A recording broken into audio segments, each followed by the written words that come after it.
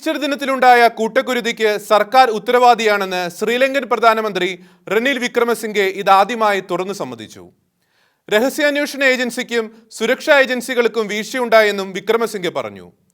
Parliamentary select committee മുമ്പാകെയായിരുന്നു ആ ഏറ്റുപറച്ചിൽ.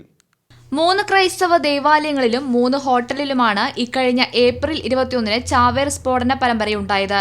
ഏറ്റവും ഒടുവിലത്തെ കണക്കനുസരിച്ച് 263 പേർ കൊല്ലപ്പെടുകയും 600ഓളം പേർക്ക് പരിക്കേൽക്കുകയും ചെയ്തു. ഇതിന്റെ ഉത്തരവാദിത്തത്തിൽ നിന്ന് ശ്രീലങ്കൻ സർക്കാരിന് ഒഴിയാനാകില്ലെന്ന് വിക്രമസിംഗെ പറഞ്ഞു. അതുകൊണ്ടാണ് പാർലമെന്ററി സെലക്ട് കമ്മിറ്റിക്ക് രൂപം നൽകിയതും കമ്മിറ്റി മുമ്പാകെ കാര്യങ്ങൾ വിശദീകരിക്കുന്നതും. വീഴ്ച ഉണ്ടായി എന്നത് വാസ്തവമാണ്. ഇത്തരം ക്രൂര സംഭവങ്ങൾ ആവർത്തിക്കപ്പെടില്ലെന്ന് ഉറപ്പുവരുത്തേണ്ടതുണ്ട്.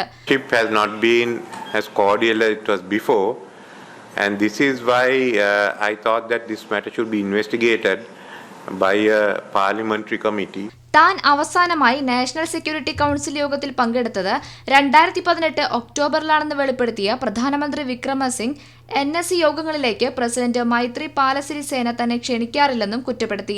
അതേസമയം ഇസ്ലാമിക തീവ്രവാദ പ്രസ്ഥാനങ്ങളുടെ പ്രവർത്തനങ്ങളെക്കുറിച്ച് മന്ത്രിമാർ അതാത് അവസരങ്ങളിൽ റിപ്പോർട്ട് നൽകിയിരുന്നുവെന്നും പ്രധാനമന്ത്രി വിക്രമസിംഗെ വെളിപ്പെടുത്തി. ഇന്ത്യയുൾപ്പെടെ വിദേശ രഹസ്യാന്വേഷണ ഏജൻസികളിൽ നിന്ന് നയതന്ത്ര സ്രോതസ്സുകളിലൂടെ മുന്നറിയിപ്പുകൾ ലഭിച്ചിരുന്നുവെന്ന് വിക്രമസിംഗെ സമ്മതിച്ചു. ഇസ്ലാമിക തീവ്രവാദ പ്രസ്ഥാനങ്ങളെക്കുറിച്ച് മാത്രമായിരുന്നില്ല, അവ സിംഹള തീവ്രവാദി ഗ്രൂപ്പുകളെ സംബന്ധിച്ചും തമിഴ് തീവ്രവാദം തിരികെ കൊണ്ടുവരാൻ ശ്രമിക്കുന്നവരെക്കുറിച്ചും റിപ്പോർട്ടുകളുണ്ടായിരുന്നു.